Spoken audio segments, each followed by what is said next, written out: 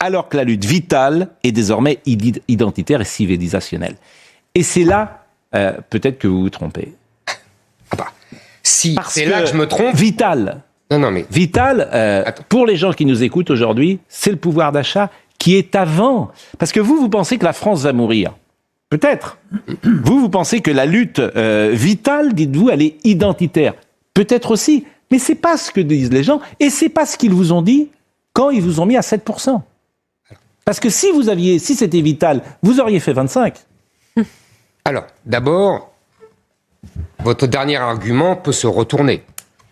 On a vu déjà des faits similaires, quand, sans vouloir, évidemment, parce que je préviens d'avance, me comparer au général de Gaulle, quand en 1946, il s'en va et qu'il dit « la 4ème République ne peut pas régler les problèmes de la France », il n'est pas retenu. Il attend 12 ans avant qu'on vienne le chercher.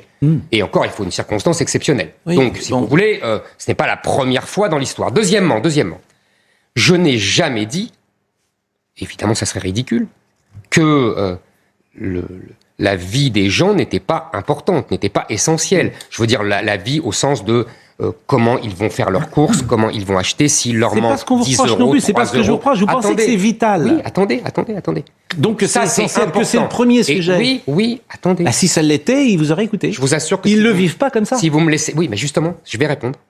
Ils ne le vivent pas comme ça.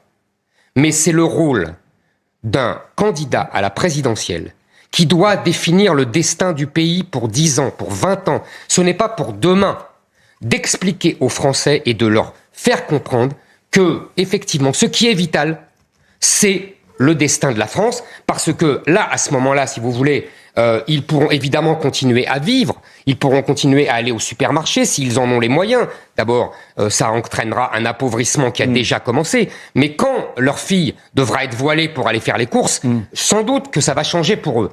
Et là, ils comprendront ce qui est vital et ce qui ne l'est pas.